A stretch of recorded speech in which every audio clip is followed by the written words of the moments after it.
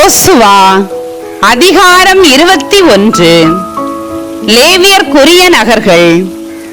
லேவியரின் முதுபெரும் தலைவர்கள் குரு எலெயாசரையும் நூனின் மகன் யோசுவாவையும் இஸ்ரேல் மக்கள் குலங்களின் முதுபெரும் தலைவர்களையும் அணுகி கானான் நாட்டில் சீலோவில் கூறியது: நாங்கள் வாழ நகர்களையும் எங்கள் கால்நடைகள் மேய நிலங்களையும் கொடுக்கும்படி ஆண்டவர் மோசே வழியாக கட்டளையிட்டார். இஸ்ரேல் மக்கள் ஆண்டவரின் கட்டளைப்படி தங்கள் பங்கிலிருந்து லேவியருக்கு பின்வருமாறு நகர்களையும் நிலங்களையும் கொடுத்தனர்.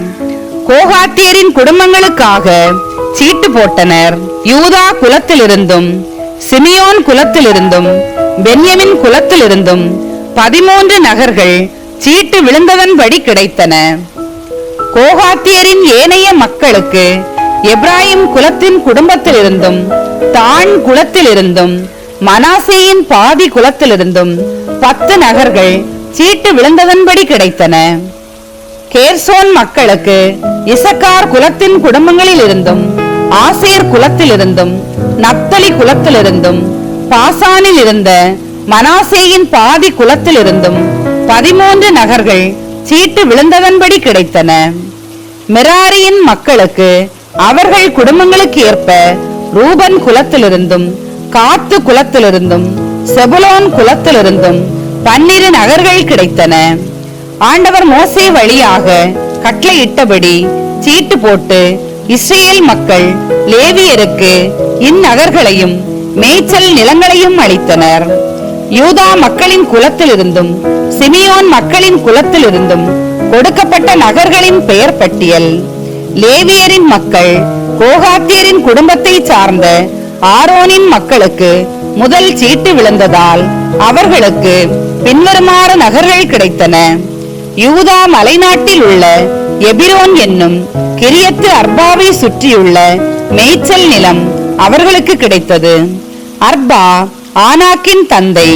நகரின் விளைநிலமும் அதன் சிற்றூர்களும் எபினேயின் மகன் காலேபுக்கு உடமையாக கிடைத்தன.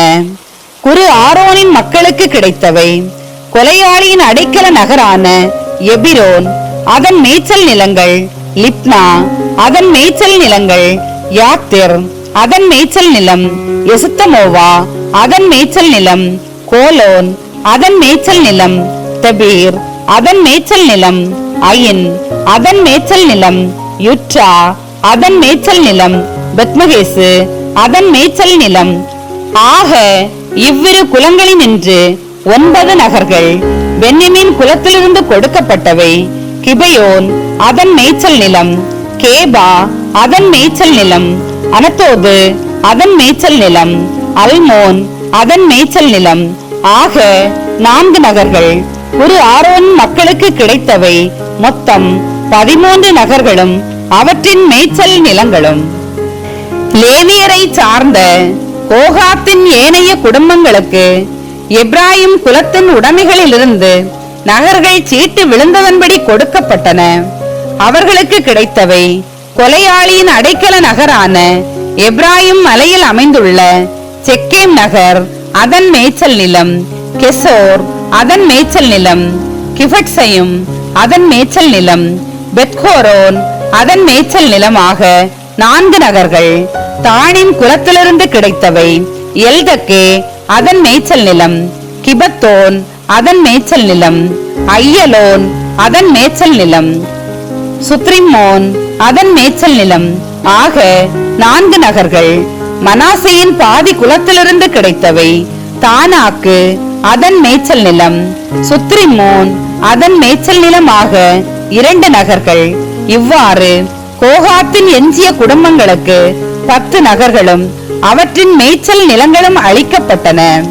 லேவியரின் குடும்பத்தை சார்ந்த கெர்சோனின் குடும்பங்களுக்கு மனாசேயின் பாதி குலத்திலிருந்து கிடைத்தவை: கொலையாளியின் அடைக்கல நகரான பாசானில் கோலான், அதன் மேய்ச்சல் நிலம்; பெயசுரா, அதன் மேய்ச்சல் நிலம்.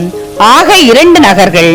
இசக்காரின் குலத்திலிருந்து கிடைத்தவை: கிசியோன், அதன் மேய்ச்சல் நிலம்; தாபாரத்து, அதன் மேய்ச்சல் நிலம்; யார்முத்து, அதன் மேய்ச்சல் நிலம்; ஏன்கன்னிம் அதன் மேய்ச்சல் நிலமாக 4 நகர்கள். ஆசேரின் குலத்திலிருந்து கிடைத்தவை மிசால் அதன் மேய்ச்சல் நிலம், அப்தோன் அதன் மேய்ச்சல் நிலம், எல்காத்து அதன் மேய்ச்சல் நிலம், ரகோபு அதன் மேய்ச்சல் நிலமாக 4 நகர்கள் நப்தலி குலத்திலிருந்து கிடைத்தவை. கொலையாளியின் அடைக்கல நகரான கலிலேயாவின் கெதேசு அதன் மேய்ச்சல் நிலம், அம்மோத்தோர் அதன் மேய்ச்சல் நிலம், காத்தான் அதன் மேய்ச்சல் நிலமாக 3 நகர்கள் இவ்வாறு கேர்சோனின் குடும்பங்களுக்கு கிடைத்தவை. 13 நகர்களும் அவற்றின் மேய்ச்சல் நிலங்களும். எஞ்சிய லேவியருள் மெராரி மக்களின் குடும்பத்தினருக்கு செபுலோன் குலத்தில் இருந்து கிடைத்தவை. யோக்னயாம் அதன் மேய்ச்சல் நிலம், கர்த்தா அதன் மேய்ச்சல் நிலம், திப்னா அதன் மேய்ச்சல் நிலம், நகலாங் அதன் மேய்ச்சல் நிலம் ஆக 4 நகர்கள். ரூபன் குலத்திலிருந்து கிடைத்தவை பெட்சேர் அதன் மேய்ச்சல் நிலம், யாகசு அதன் மேய்ச்சல் நிலம், கெதமோத்து அதன் மேய்ச்சல் நிலம், மேபாத்து அதன் மேய்ச்சல் நிலம் ஆக 4 நகர்கள். காத்து குலத்திலிருந்து கிடைத்தவை கொலையாளியின் அடைக்கல நகரான கிளையாத்து ராமோத்து அதன் மேய்ச்சல் நிலம், மகனையும் அதன் மேய்ச்சல் நிலம், எஸ்போன் அதன் மேய்ச்சல் நிலம், யாசேர் அதன் மேய்ச்சல் நிலமாக 4 நகர்கள். இவ்வாறு எஞ்சிய லேவியருள் மெராரி குடும்பங்களுக்கு சீட்டு விழுந்ததன்படி கிடைத்த மொத்த நகர்கள் 12. இஸ்ரேல் மக்களுக்குரிய நிலப்பகுதியில் லேவியருக்கு ஆங்காங்கே விடப்பட்டவை 48 நகர்களும் அவற்றின் மேய்ச்சல் நிலங்களும். எல்லா நகர்களை சுற்றிலும் மேய்ச்சல் நிலங்கள் இருந்தன. இவ்வாறு ஆண்டவர் அவர்கள் மூதாதையருக்கு கொடுப்பதாக வாக்களித்த நாடு முழுவதையும் இஸ்ரேலுக்கு கொடுத்தார். அவர்கள் அதனை உடைமையாக்கிக் கொண்டு அதில் வாழ்ந்தார்கள். அவர்கள் மூதாதையருக்கு வாக்களித்தபடி ஆண்டவர் அவர்களுக்கு நாட்டின் எல்லை எங்கும் அமைதி நிலவச் செய்தார். பகைவர்களில் எவனாலும் அவர்களை எதிர்த்து நிற்க இயலவில்லை. கடவுள் அவர்களுடைய பகைவர்களை அவர்கள் கையில் ஒப்படைத்தார். ஆண்டவர் இஸ்ரேல் வீட்டாருக்கு உரைத்த எல்லா நல் வாக்குகளும் தவறாமல் நிறைவேறின. யோசுவா அதிகாரம் 22. கிழக்கே குடியேறிய குலத்தார். யோசுவா ரூபன் குலத்தாரையும் காத்து குலத்தாரையும் மனாசேயின் குலத்தாரையும் அழைத்து அவர்களிடம், நீங்கள் ஆண்டவரின் ஊழியர் மோசே கட்டளையிட்ட அனைத்தையும் கை கொண்டீர்கள். நான் உங்களுக்கு கட்டளையிட்டு கூறிய அனைத்திற்கும் கீழ்ப்படிந்தீர்கள். நீங்கள் இதுவரை பல நாட்களாக உங்கள் சகோதரர்களை கைவிடாமல் உங்கள் கடவுளாகிய ஆண்டவர் கட்டளையிட்டவற்றை கை கொண்டீர்கள். அவர்களுக்கு வாக்களித்தபடி உங்கள் கடவுளாகிய ஆண்டவர் உங்கள் சகோதரர்களுக்கு இப்போது அமைதி காலம் அளித்துள்ளார். இப்பொழுது உங்கள் கூடாரங்களுக்கு யோர்தானுக்கு அப்பால் ஆண்டவரின் ஊழியர் மோசே உங்களுக்கு உடமையாக கொடுத்த பகுதிக்கு செல்லுங்கள். உங்கள் முழு இதயத்துடனும் உங்கள் முழு உள்ளத்துடனும் ஆண்டவராகிய கடவுள் மீது அன்பு கூறுமாறும் அவருடைய வழிகள் அனைத்திலும் நடக்குமாறும் அவருடைய கட்டளைகளை கை கொள்ளுமாறும் அவரை பற்றி கொள்ளுமாறும் அவருக்கு பணிபுரியுமாறும் ஆண்டவரின் ஊழியராகிய மோசே உங்களுக்கு இட்ட கட்டளைகளையும் சட்டத்தையும் நிறைவேற்றுவதில் மிகவும் கவனமாயிருங்கள் என்றார். யோசுவா ஆசி வழங்கி அவர்களை அனுப்பினார். அவர்களும் தங்கள் கூடாரங்களுக்கு சென்றார்கள். மோசே மனாசேயின் குலத்தில் ஒரு பாதிக்கு பாசானில் நிலம் கொடுத்தார். யோசுவா அக்குலத்தின் மறுபாதிக்கு அவர்களுடைய சகோதரர்களிடையே யோர்தானுக்கு மேற்கில் நிலம் கொடுத்தார்.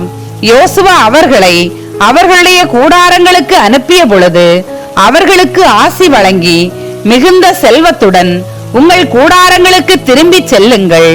உங்கள் எதிரிகளிடமிருந்து கொள்ளை கொண்ட மிகுதியான கால்நடைகள், வெள்ளி, பொன், வெண்கலம், இரும்பு, மிகுதியான ஆடைகள் ஆகியவற்றை உங்கள் சகோதரர்களுடன் பகிர்ந்து கொள்ளுங்கள் என்று அவர்களிடம் கூறினார்.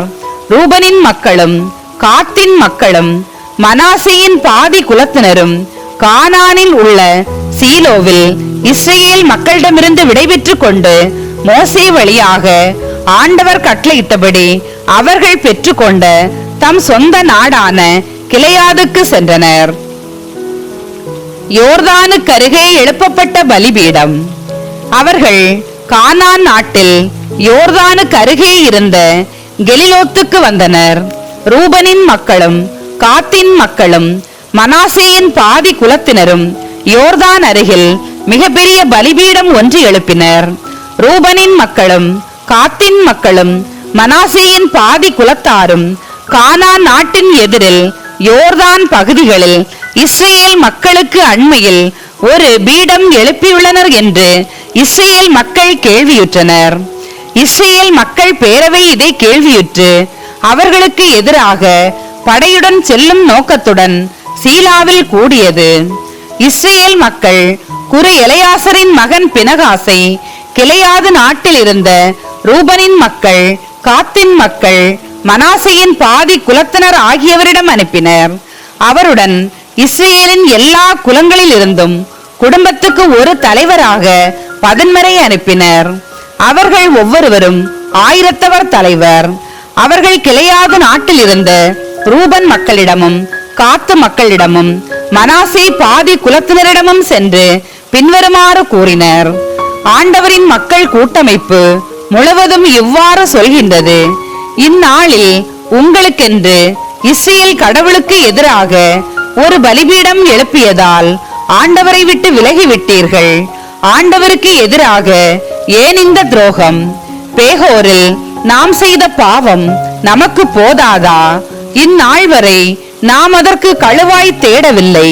அதற்குரிய தண்டனை ஆண்டவரின் மக்கள் கூட்டமைப்புக்கு கிடைத்து விட்டது. நீங்கள் இன்று ஆண்டவரை விட்டு விலகிவிட்டீர்கள். இன்று நீங்கள் ஆண்டவருக்கு எதிராக கலகம் செய்திருக்கின்றீர்கள்.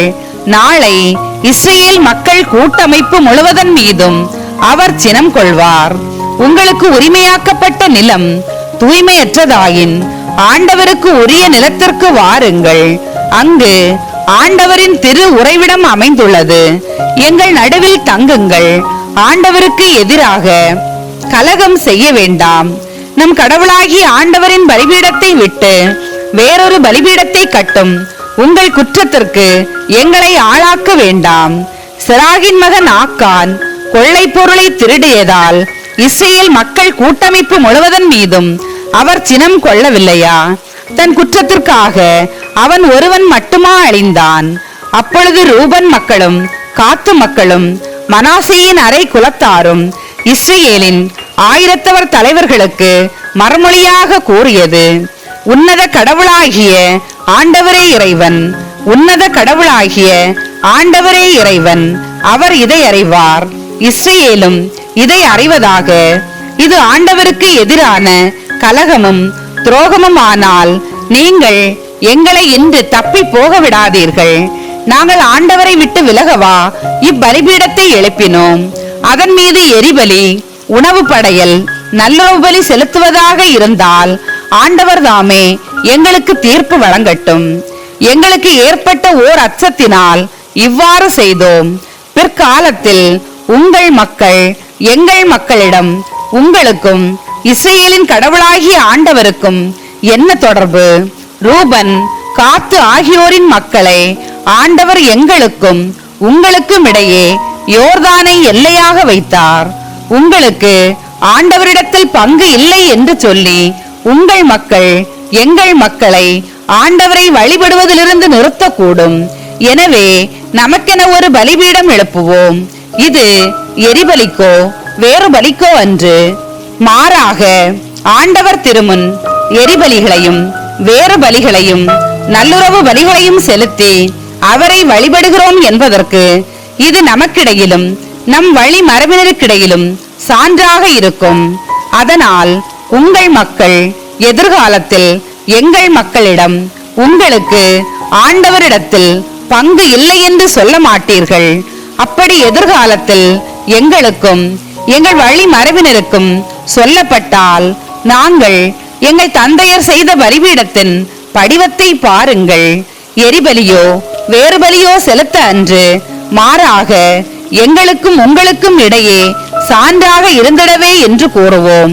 ஆண்டவருக்கு எதிராக கலகம் செய்வதோ, ஆண்டவரை விட்டு விலகுவதோ, எரிபலி, உணவு படையல், வேறு பலிகள் ஆகியவற்றுக்காக பலிபீடம் எழுப்புவதோ எங்களிடத்தே அறவே நிகழாதிருப்பதாக. நம் கடவுளாகிய ஆண்டவருக்கு அவரது திரு உறைவிடத்தின் முன் இருக்கும் பலிபீடத்தை தவிர வேறொன்றும் வேண்டாம். ரூபன் மக்களும் காத்து மக்களும் மனாசே மக்களும் கூறியதை குரு பினகாசும் அவருடன் இருந்த இஸ்ரேல் மக்கள் கூட்டமைப்பின் தலைவர்களான 1000 தலைவர்களும் கேட்டனர். அவர்களுக்கு அது நலமெனப்பட்டது.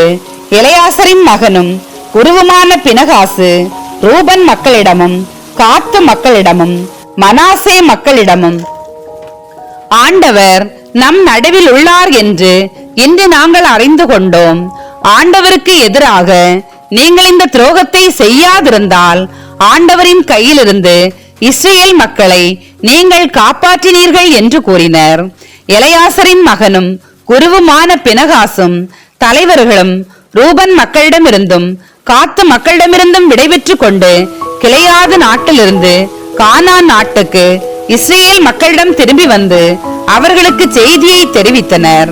அந்த பதில் இஸ்ரேல் மக்களுக்கு நலமென தோன்றியது. இஸ்ரேல் மக்கள் கடவுளை வாழ்த்தினர்.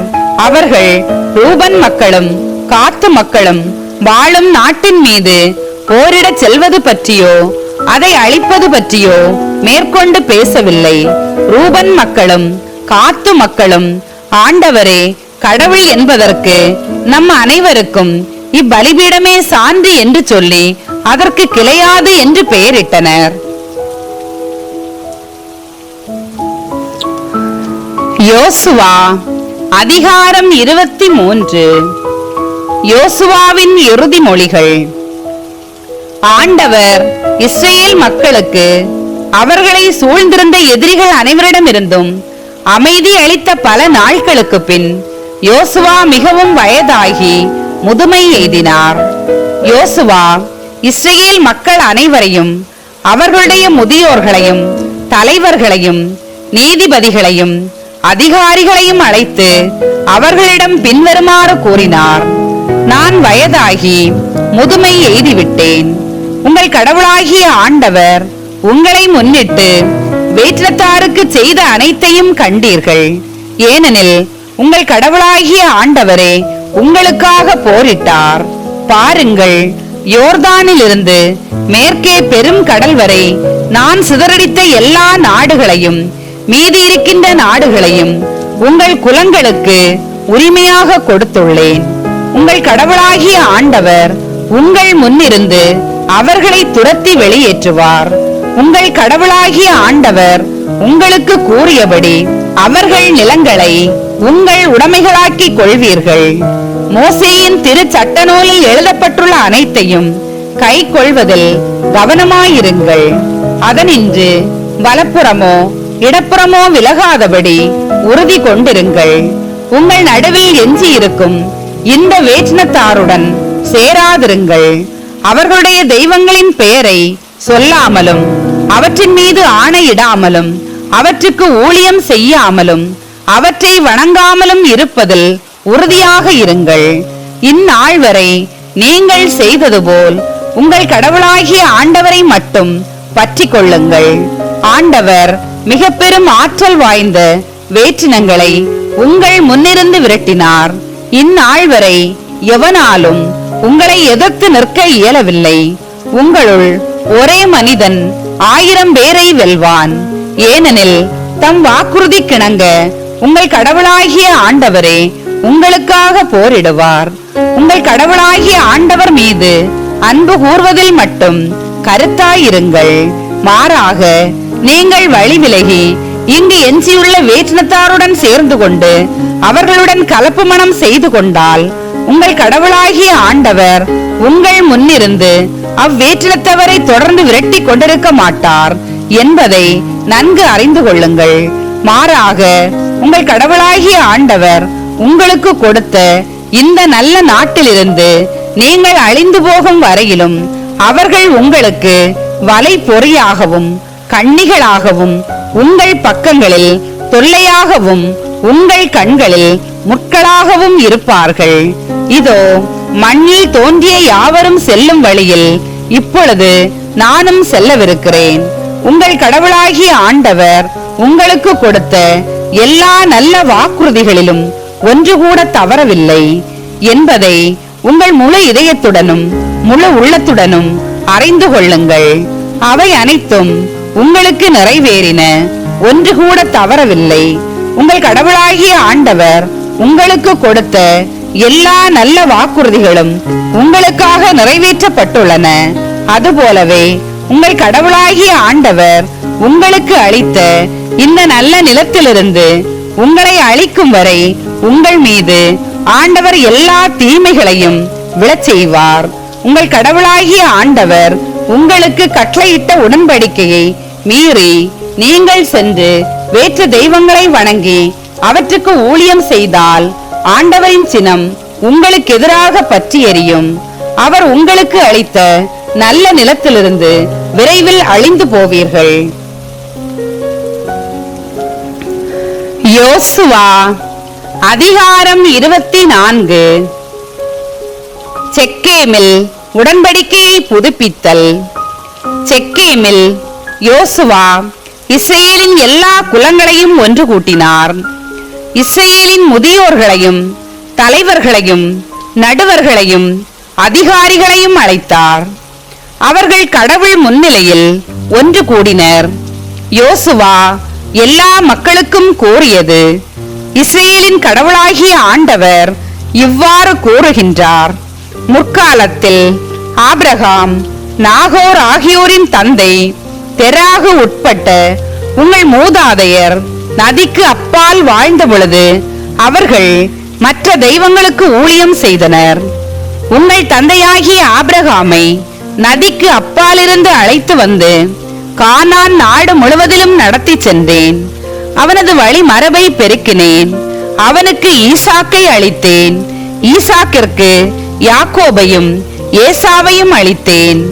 ஏசாவுக்கு செபீர் மலையை உடமையாக அளித்தேன். யாக்கோபும் அவன் மக்களும் எகிப்திற்கு சென்றனர். மோசேயையும் ஆரோனையும் அனுப்பி அங்கே என் செயல்களின் மூலம் எகிப்தை வதைத்தேன். பின்னர் உங்களை வெளியே கொணர்ந்தேன். உங்கள் தந்தையரை எகிப்திலிருந்து வெளியே கொணர்ந்தேன். அவர்கள் கடலுக்குள் சென்றார்கள். எகிப்தியர் தேரில் குதிரைகளுடன் செங்கடலுக்குள் உங்கள் தந்தையரை துரத்தி சென்றனர். அவர்கள் ஆண்டவரை நோக்கி கதறினர். அவர் அவர்களுக்கும் எகிப்தியருக்கும் இடையில் இருளை வைத்தார். அவர் எகிப்தியரை கடலில் அமிழ்த்தினார். நான் எகிப்தியருக்கு செய்ததை அவர்கள் கண்கள் கண்டன. நீங்கள் நீண்ட காலம் பாலை நிலத்தில் வாழ்ந்தீர்கள். யோர்தானுக்கு கிழக்கில் வாழும் எமோரியரின் நாட்டுக்கு உங்களை கொண்டு வந்தேன். அவர்கள் உங்களுடன் போரிட்டார்கள். நான் அவர்களை உங்கள் கையில் ஒப்படைத்தேன். அவர்களது நிலத்தை நீங்கள் உடைமையாக்கி கொண்டீர்கள். உங்கள் முன்னிருந்து அவர்களை அழித்து ஒழித்தேன். மோவாபின் அரசன் சிப்போரின் மகன் பாலாக்கு இஸ்ரேலுக்கு எதிராக படை திரட்டி போர் தொடுத்தான். உங்களை சபிக்குமாறு பேகோரின் மகன் பிலையாமை அழைக்க ஆள் அனுப்பினான். நான் பிலையாமுக்கு செவி கொடுக்க விரும்பவில்லை. அவன் உங்களுக்கு ஆசி வழங்கினான். உங்களை பாலாக்கின் கையினின்று விடுவித்தேன். நீங்கள் யோர்தானை கடந்து எரிகோவுக்கு வந்தீர்கள். எரிகோவின் மக்களும் எமோரியரும் பெருசியரும் கானானியரும் இத்தியரும் கிர்காசியரும் இவ்வியரும் எபூசியரும் உங்களுக்கு எதிராக போர் தொடுத்தனர். அவர்களையும் உங்கள் கையில் ஒப்படைத்தேன். நான் உங்களுக்கு முன்னே குளவிகளை அனுப்பினேன். அவை உங்கள் முன்னிருந்து இரு எமோரிய அரசர்களை விரட்டின. இது நிகழ்ந்தது உங்கள் வாளாலும் அன்று, உங்கள் அம்பாலும் அன்று. நீங்கள் உழுது பயிரிடாத நிலத்தில் அறுவடை செய்தீர்கள். நீங்கள் கட்டாத நகர்களில் நீங்கள் வாழ்கின்றீர்கள். நீங்கள் நடாத திராட்சை ஒலிவ தோட்டங்களில் பயனை நீங்கள் நுகர்கின்றீர்கள். இவை அனைத்தும் நான் உங்களுக்கு கொடுத்தவையே. இப்பொழுது ஆண்டவருக்கு அஞ்சி உண்மையோடும் நேர்மையோடும் அவருக்கு ஊழியம் புரியுங்கள். நதிக்கு அப்பாலும் எகிப்திலும் உங்கள் மூதாதையர் பணிந்து வந்த தெய்வங்களை விட்டு விலகுங்கள். ஆண்டவருக்கு ஊழியம் புரிவது தீயது என்று உங்கள் பார்வைக்கு தோன்றினால், உங்கள் மூதாதையர் நதிக்கு அப்பால் பணிந்து வந்த தெய்வங்களுக்கோ, உங்கள் நாட்டில் உங்களுடன் வாழும் எமோரியரின் தெய்வங்களுக்கோ இவர்களுள் யாருக்கு ஊழியம் செய்வீர்கள் என்பதை நீங்களே இப்போது முடிவு செய்யுங்கள். ஆனால் நானும் என் வீட்டாரும் ஆண்டவருக்கே ஊழியம் செய்வோம். மக்கள் மறுமொழியாக, ஆண்டவரை கைவிட்டு வேற்று தெய்வங்களை வணங்குவது எங்களிடத்தே அறவே நிகழாதிருப்பதாக. ஏனெனில் எங்கள் கடவுளாகிய ஆண்டவர் எங்களையும் எங்கள் மூதாதையரையும் அடிமைத்தன வீடாகிய எகிப்து நாட்டிலிருந்து வெளியே கொண்டு வந்தார். எங்கள் கண்முன் இப்பெரிய அடையாளங்களை செய்தார். நாங்கள் நடந்து வந்த எல்லா வழிகளிலும், நாங்கள் கடந்து வந்த மக்களிடையிலும் எங்களை காத்தருளினார். ஆண்டவர் எல்லா மக்களையும் இந்நாட்டில் வாழ்ந்த எமோரியரையும் எங்கள் முன்னிருந்து விரட்டினார். நாங்களும் ஆண்டவருக்கு ஊழியம் புரிவோம், ஏனெனில் அவரே எங்கள் கடவுள் என்றனர். யோசுவா மக்களிடம், உங்களால் ஆண்டவருக்கு ஊழியம் செய்ய இயலாது, ஏனெனில் அவர் தூய கடவுள். அவர் வேற்று தெய்வ வழிபாட்டை சகிக்காத கடவுள். உங்கள் குற்றங்களையும் பாவங்களையும் அவர் மன்னிக்க மாட்டார். நீங்கள் ஆண்டவரை கைவிட்டு வேற்று தெய்வங்களை வணங்கினால் அவர் மீண்டும் உங்களுக்கு தீங்கு செய்வார். உங்களுக்கு நன்மை செய்த அவர் உங்களை அழித்து விடுவார் என்றார். மக்கள் யோசுவாவிடம், இல்லை, நாங்கள் ஆண்டவருக்கே ஊழியம் புரிவோம் என்றனர். யோசுவா மக்களிடம், ஆண்டவருக்கு ஊழியம் செய்ய அவரை நீங்களே தெரிந்து கொண்டீர்கள் என்பதற்கு நீங்களே சாட்சிகள் என்றார். அவர்கள், நாங்களே சாட்சிகள் என்றனர். இப்பொழுது உங்கள் நடுவில் உள்ள வேற்று தெய்வங்களை விலக்கி விடுங்கள். இஸ்ரவேலின் கடவுளாகிய ஆண்டவரிடம் உங்கள் இதயங்களை திருப்புங்கள் என்றார். மக்கள் யோசுவாவிடம், எங்கள் கடவுளாகிய ஆண்டவருக்கு நாங்கள் ஊழியம் புரிவோம், அவரது குரலுக்கு கீழ்ப்படிவோம் என்றனர். அன்று யோசுவா மக்களுக்கான உடன்படிக்கை செய்தார். செக்கேமில் அவர் அவர்களுக்கு விதிமுறைகளையும் ஒழுங்குகளையும் கொடுத்தார். யோசுவா இவ்வார்த்தைகளை கடவுளின் திருச்சட்ட நூலில் எழுதினார். ஒரு பெரும் கல்லை எடுத்து அதை ஆண்டவரின் திருத்தலத்தில் ஒரு கருவாரி மரத்தின் கீழ் நாட்டினார்.